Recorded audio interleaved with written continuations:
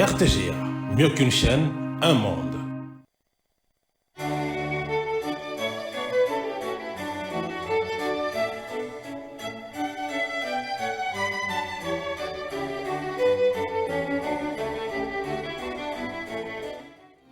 Ce journal vous est offert par Tango Protection.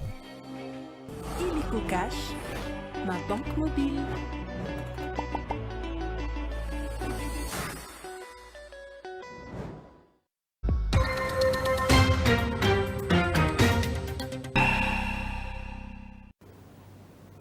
Nouveau journal sur la télé du groupe L'Avenir. Mesdames et messieurs, bienvenue à toutes et à tous. Mais avant tout, voici les grandes lignes de votre journal. Célébration de la journée internationale de la femme ce 8 mars 2025. Un culte œcuménique a été organisé à Kinshasa par le ministère du Genre, Famille et Enfants. Au Palais du Peuple, les femmes ont prié pour la paix à l'est de la RDC et ont apporté leur soutien au FRDC ainsi qu'au président de la République. Un reportage à suivre dans cette édition des nouvelles.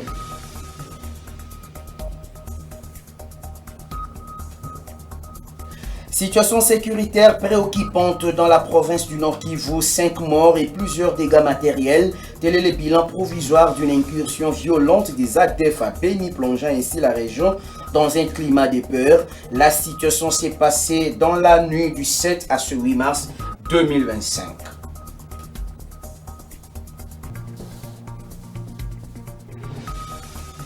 Et puis la ville de Mbunjimaï, chef-lieu de la province du Kasaï oriental, fait face à des fortes chaleurs. Les activités journalières sont perturbées à cause de ce phénomène. Vous suivrez dans ce journal les recommandations des spécialistes pour éviter des ennuis sanitaires. Voilà tout pour les titres.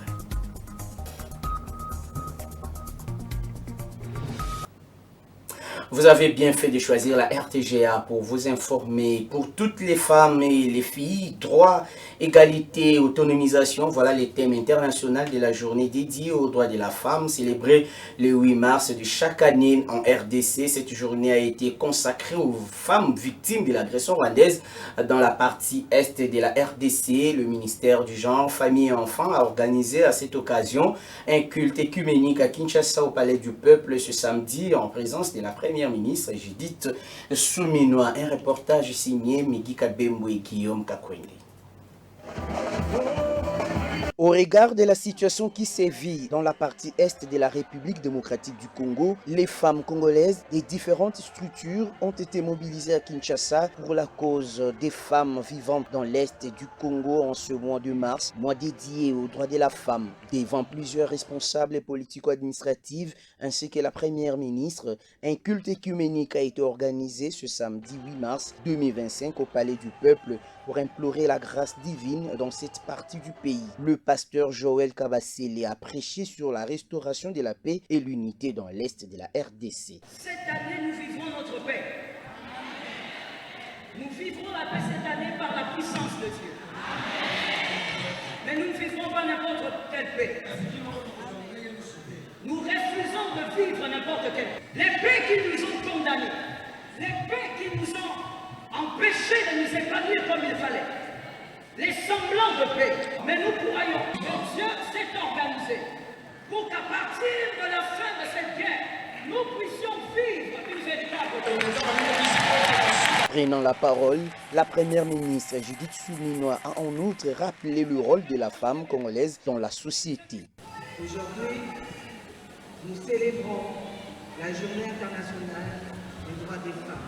Une journée dédiée à la reconnaissance des luttes et des réalisations des femmes à travers le monde. En effet, en République démocratique du Congo, la date du 8 mars constitue un moment singulier, car cette célébration est porteuse d'enjeux de grande densité.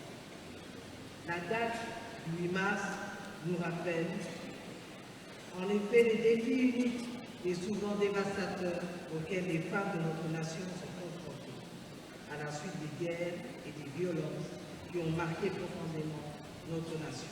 Il s'en est suivi des mots des circonstances et des intentions des prières de chaque église par leurs représentants œuvrant en République démocratique du Congo. Il faut noter que les femmes congolaises sont déterminées à mettre tout en œuvre pour que la RDC retrouve sa paix et que le Congo demeure un et indivisible.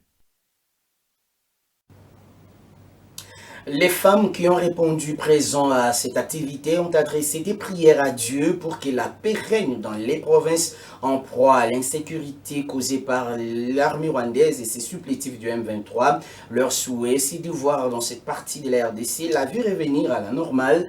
Elles disent soutenir les FARDC, les femmes à l'Est, mais aussi le président de la République dans ce combat. Suivez leur réaction au micro de Megui Kabembo et Guillaume Kankwende. Été vraiment marquante, ça nous a vraiment marqué parce que nous avons pleuré, nous avons réfléchi ensemble avec nos mamans qui sont à l'Est. Juste leur dire qu'elles ne sont pas seules. Elles ne sont pas seules. Nous sommes en train de compatir ensemble avec eux.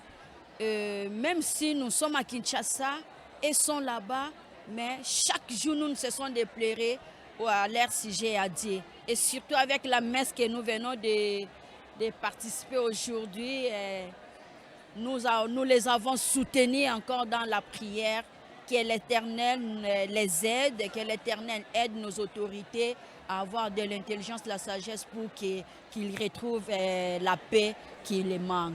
Je vous assure qu'aujourd'hui nous avons été nourris par Madame Kabassé.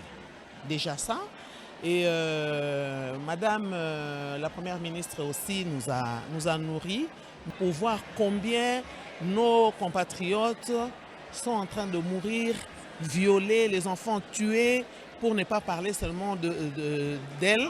Nous parlerons aussi de nos soldats, nos vaillants soldats qui sont là-bas, et bien sûr de nos Wazalendo qui aident. Nous savons et nous avons la nette conviction que nous allons mener à bon port cette guerre et nous serons libres très bientôt. En tout cas, je suis très contente de cette journée parce que c'est la ministre de Genre, Famille et Enfants qui a organisé, que tout le moment nous puissions nous réunir ici, ainsi que nous puissions prier pour nos FARDC ainsi que nos Azalendo. Ce n'était pas un hasard parce qu'il y avait la guerre au pays et nous étions obligés de prier pour eux et pour montrer à notre chef de l'État qui est le chef de masculinité, pour lui prouver que nous sommes là derrière lui pour le soutenir et ainsi que soutenir nos FARDC. La journée internationale des droits des femmes a été également célébrée à Lodja, dans la province du Sankourou. Les femmes des différentes organisations féminines de la société civile et les membres du cadre permanent des concertations de la femme congolaise ont imploré la faveur de l'Éternel pour la restauration de la paix dans l'ensemble du territoire national. C'est ce que nous dit dans ce reportage Suzy Kibira Omari dans un rendu de Christian Maïmona.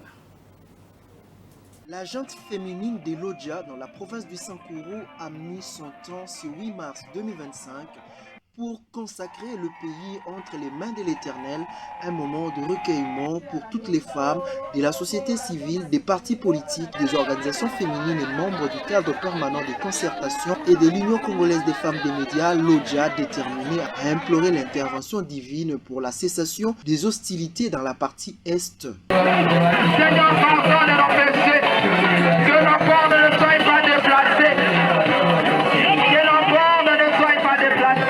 Malgré la présence des flaques d'eau, les femmes de Lodja n'ont pas hésité de s'agenouiller pour lever leur voix vers les créateurs des cieux et de la terre qui a le dernier mot pour la paix dans la partie orientale du Congo démocratique. Une véritable marche de prière qui a été marquée par des interventions et intentions de prières faites dans toutes les langues nationales et locales. Et toi Rwanda et d'autres puissances internationales, sachez qu'il y a un Dieu au ciel qui vous regarde. Les sangs des Congolais et Congolaises sont sur vous, sur vos épaules, et la vengeance de Dieu est pour bientôt. Nous disons non à la guerre et nous voulons la paix. Ces femmes, dans leurs prières et à travers les messages lus sur les calicots, ont insisté sur la cohésion nationale dans les provinces agressées par le Rwanda et ses supplétifs du M23 AFC. Des retours à Kinshasa où le directeur général adjoint de l'Office congolais de contrôle a adressé un message aux agents et cadres de son office. Christelle Mwabilou a salué les efforts du président de la République, Félix Tshisekedi, qui a su mettre en avant les priorités des femmes et des filles congolaises. Elle plaide par ailleurs pour que l'OCC soit une entreprise modèle d'égalité et d'inclusivité. Reportage Jacques-Olivier Mouloubandombe. Dans un message adressé aux agents et cadres de l'Office congolais de contrôle, Madame le directeur général adjoint a rappelé les titres puissants de cette année. Toutes les femmes et filles, droit, égalité et autonomisation, ainsi que la Congolaise au centre de toutes les ambitions. Ces mots résonnent particulièrement en cette période où notre pays traverse des défis sans précédent car nous sommes en guerre et l'agresseur est le Rwanda, a-t-elle affirmé. Aujourd'hui, nous célébrons le courage, la résilience et les accomplissements des femmes et des filles de notre Congo démocratique. Elles sont souvent en première ligne, non seulement face aux difficultés, mais aussi en tant qu'agentes de changement et de progrès. Leur ambition est essentielle pour bâtir une société plus juste et égalitaire. Cela, avant de renchérir, c'est ici l'occasion pour moi de rendre les vibrants hommages le plus déférent au président de la République, chef de l'État, garant du bon fonctionnement des institutions de la République, son Excellence Félix Antoine Tshisekedi Tshilombo, pour ses efforts inlassables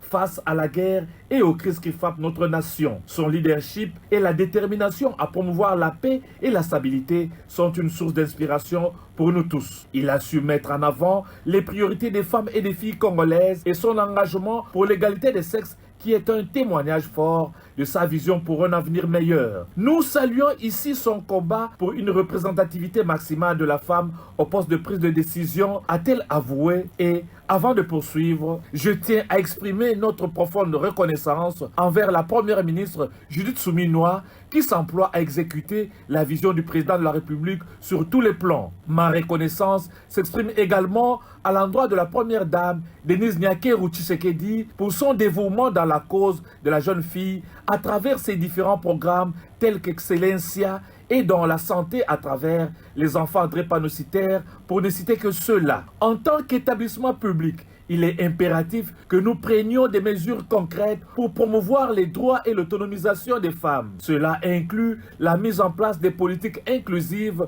la promotion d'un environnement de travail équitable et le soutien aux initiatives qui mettent en avant les talents et les aspirations des femmes congolaises. En mettant la Congolaise au cœur de nos ambitions, nous ne faisons pas seulement progresser l'égalité des sexes, nous renforçons également notre capacité à construire un avenir meilleur pour tous. Ensemble, engageons-nous à faire de chaque jour une opportunité de défendre les droits et la dignité de toutes les femmes et filles. Je vous remercie de votre dévouement et de votre engagement à faire de notre entreprise un modèle d'égalité et d'inclusivité.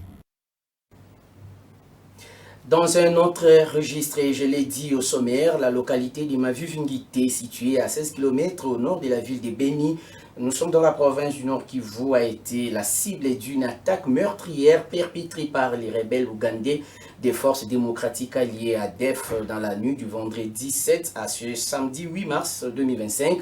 Cette incursion violente a causé plusieurs pertes en vies humaines et d'importants dégâts matériels, plongeant ainsi la région dans un climat de peur et d'insécurité, selon un bilan provisoire communiqué par la société civile locale, représentée par son rapporteur Jado Mwendapolé. L'attaque a fait 5 morts, un blessé et un nombre indéterminé de disparus.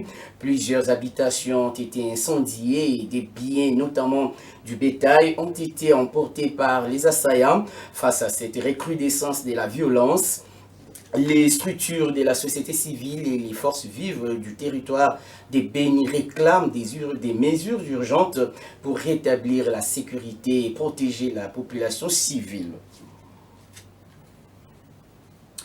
3 députés français du groupe parlementaire des Patriotes au Parlement européen séjournent à Kinshasa. Il s'agit de Thierry Mariani, Philippe Olivier et Virginie Jérôme. tous du Rassemblement national de Marine Le Pen, parti d'extrême droite française, ont rencontré vendredi le chef de l'État avec la dernière occupation des villes de Bukavu et de Goma par l'armée rwandaise et ses supplétifs du M23. Ces députés de l'Europe appellent à des sanctions sévères de l'Union européenne contre le régime de Kigali. Des précisions dans ce reportage signé Clarisse et Coco Kapala. Aussitôt arrivés, les 3 eurodéputés, devenus les porte-voix de la République démocratique du Congo, ont affirmé que leur visite s'inscrit dans le cadre des pressions tous azimuts sur le plan international afin d'arracher des sanctions contre le Rwanda à cause de son agression avérée de la partie orientale de la RDC. On fait partie de ceux qui cherchent à secouer un peu le cocotier, si vous me permettez, sur ce fameux accord entre le Rwanda et l'Union européenne sur les minéraux critiques. Minéraux qui sont en réalité pillés par votre voisin, le Rwanda, et ce pillage entraîne malheureusement de nombreuses victimes dans votre pays. La République démocratique du Congo, qui a demandé un embargo contre le Rwanda, compte beaucoup sur le soutien des députés européens pour faire aboutir cette demande. Nous, la pression continue pour obtenir des sanctions réelles, parce que derrière tout ça, il y a la paix. Parce que la guerre, c'est quoi? C'est des massacres humains, c'est l'incapacité pour toute une région de se développer, et peut-être même pour un pays comme le Congo de trouver son plein essor, alors même qu'il dispose de ressources naturelles et humaines considérables. Et donc, il faut mettre un terme à ce conflit. L'agression en Europe doit être condamnée, mais l'agression en Afrique doit aussi être condamnée. Sanctions et enquêtes sont des maîtres mots des échanges qu'ils ont eus lors de leur rencontre avec le président de la République. C'était un échange très constructif et il nous a émis effectivement beaucoup d'hypothèses et de solutions à nous de suivre, notamment appuyer ces sanctions. En attendant le 17 mars, date fatidique prévue pour le vote des sanctions au Parlement de Strasbourg, les 3 députés européens encouragent et soutiennent les démarches régionales des médiations, notamment celles de Nairobi et de Luanda, pour arriver à un retour définitif de la paix dans la partie est de la RDC. On va rester toujours dans le couloir de la présidence de la République pour parler des nouvelles mises en place au sein du cabinet du chef de l'État. Le président Félix Tshisekedi a nommé vendredi 7 mars des ambassadeurs et ambassadeurs itinérants, ses conseillers principaux et d'autres responsables de la province du Nord Kivu. Dans une série d'ordonnances lues à la RTNC, Antoine Gonda et Isabelle Kibassa ont été nommés ambassadeurs itinérants du chef de l'État. Émilie Mouchobekwa et Eric Nindou sont nommés respectivement ambassadeurs extraordinaires et plénipotentiaires en Inde et Mauritanie. Le commissaire divisionnaire adjoint Louis Segon Karoya est désigné vice-gouverneur du Nord Kivu. Farah Mwamba est nommée directrice de la cellule de communication de la présidence de la République avec comme adjoint Giscard Koussema. Jacques Tshisekedi a été reconduit au poste de coordonnateur de la sécurité interne alors que Christiana Tshisekedi est désignée parmi les secrétaires particuliers du président de la République. Martin Moulumba Toko, Jean-Marie Kanda Ntumba, David Moukeba Kalingai, Peter Kassongo Betouz, pour ne citer que ceux-là, sont nommés au poste des conseillers des présidents de la République démocratique du Congo.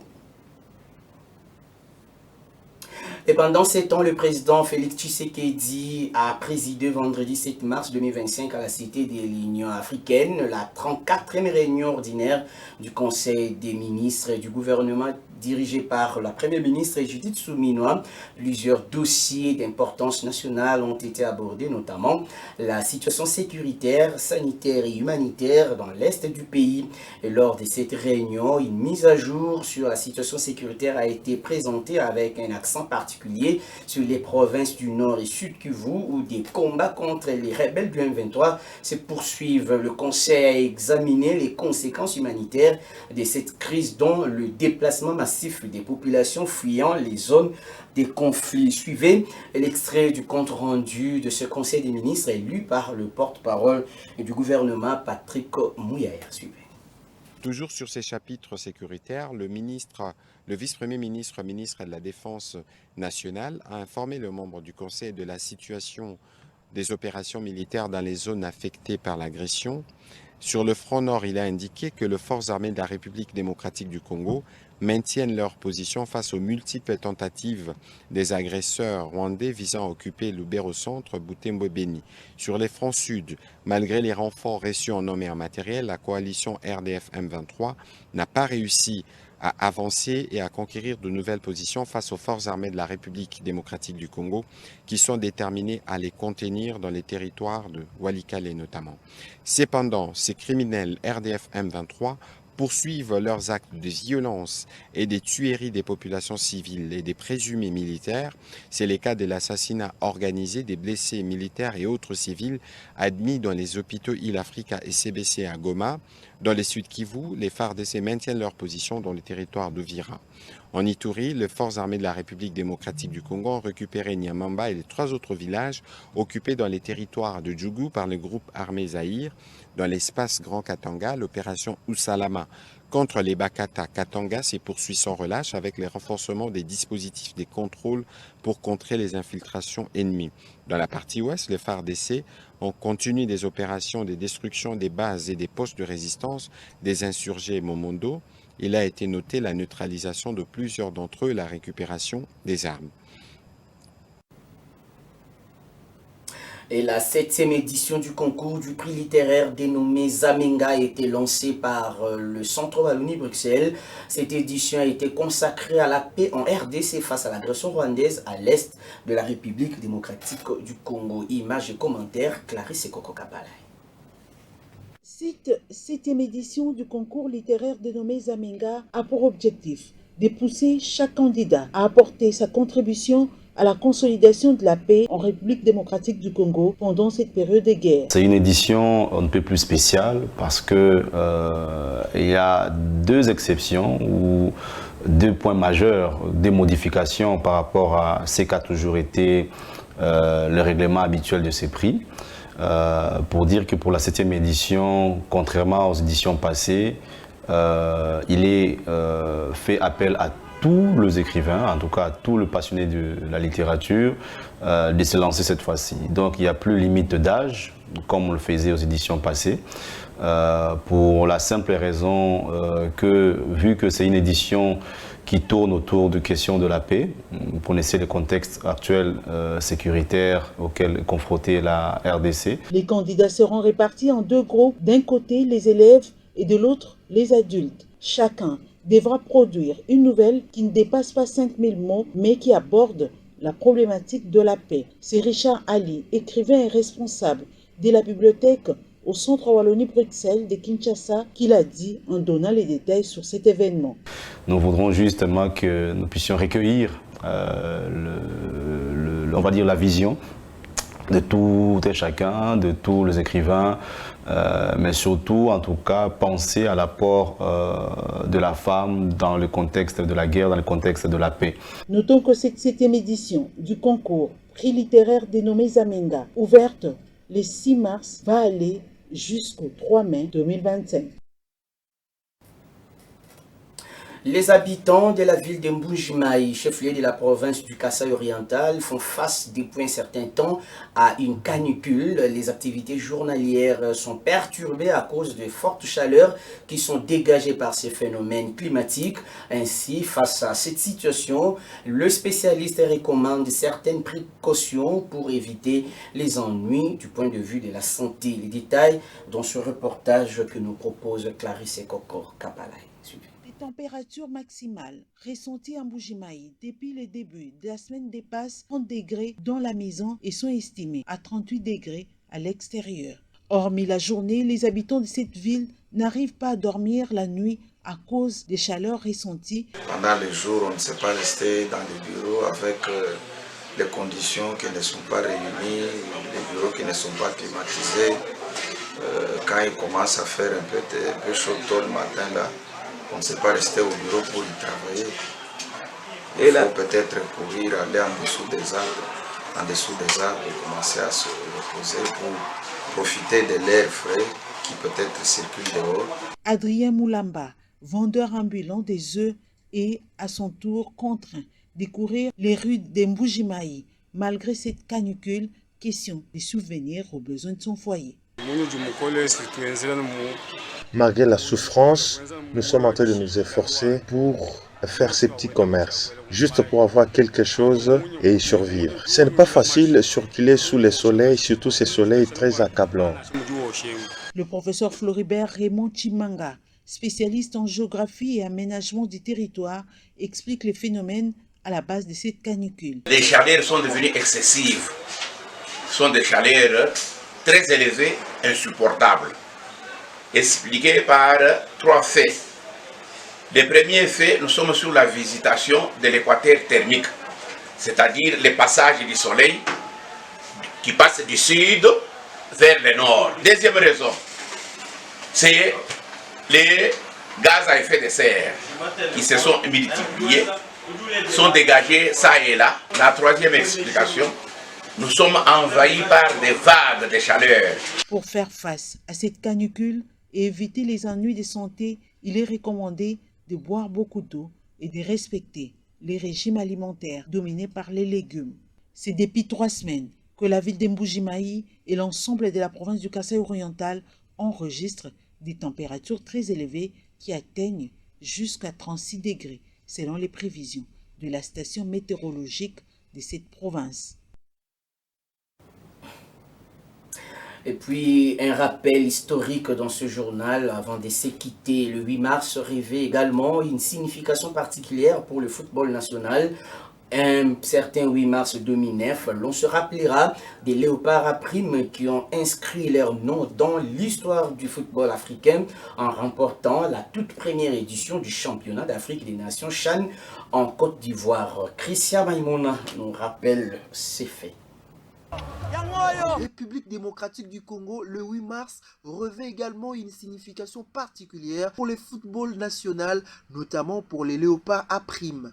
En effet, c'est un certain 8 mars 2009, les léopards à prime ont inscrit leur nom dans l'histoire du football africain en remportant la toute première édition du championnat d'Afrique des Nations CHAN en Côte d'Ivoire. Une compétition pensée pour valoriser les talents locaux. L'idée du CHAN est née en septembre 2007 à Johannesburg, en Afrique du Sud, lors d'une réunion du comité exécutif de la Confédération africaine de football CAF. Elle a été officiellement validée en janvier 2008, en prélude à la Coupe d'Afrique des Nations de la même année. L'objectif de la CAF était de mettre en place une compétition exclusivement réservée aux joueurs évoluant dans les championnats locaux africains. En février 2008, la Côte d'Ivoire a été choisie à l'unanimité pour accueillir la première édition du CHAN après un vote du comité exécutif de la CAF, alors présidé par le Camerounais Issa Hayatou. La compétition s'est donc déroulée du 22 février au 8 mars 2009. Une victoire historique pour la RDC. Le 8 mars 2009, la République démocratique du Congo a affronté les Ghana en finale du CHAN et s'est imposé 2-0, décrochant ainsi le tout premier titre de l'histoire de cette compétition. Ce succès a été rendu possible grâce au but d'Alain Kaliyutu Kadioko, dit Alain Carré, et de Bedi Mbenza. Santos Moutoubile, ancien international congolais, a su bâtir une équipe compétitive et mener les léopards à prime vers ce sacre mémorable. Cette victoire a été une immense source de fierté pour les Congolais qui ont célébré avec ferveur cette double occasion, la Journée internationale des droits des femmes et le premier triomphe du pays au CHAN. Bedi Mbenza, je vous l'ai dit, on le sentait venir. Et voilà, c'est la fin de cette édition du journal. Voici l'essentiel à retenir. Célébration de la journée internationale de la femme ce 8 mars 2025. Un culte écuménique a été organisé à Kinshasa par le ministère du Genre, Famille et Enfants. Au Palais du Peuple, les femmes ont prié pour la paix à l'est de la RDC et ont apporté leur soutien au FRDC, mais aussi au président de la République. Un reportage que vous avez suivi avec attention dans ce journal.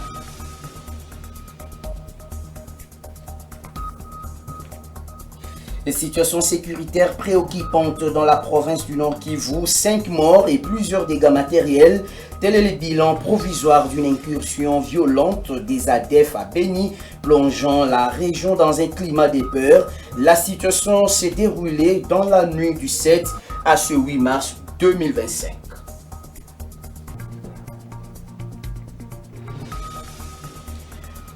Nous avons aussi parlé de la ville de Mbujimai, chef-lieu de la province du Kasaï oriental, qui fait face à de fortes chaleurs.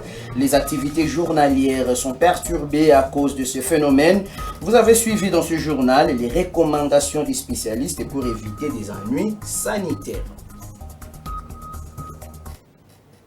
Fin complète de cette édition de nouvelles. Merci à vous de l'avoir suivi et bonne suite des programmes sur les antennes de la RTGA et bonne journée des femmes aujourd'hui. Au revoir.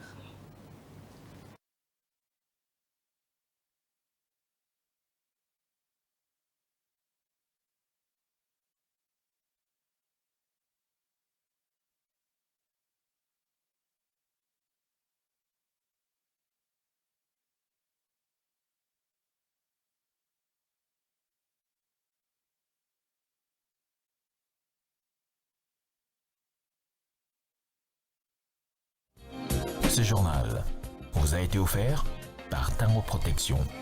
Illico Cash, ma banque mobile.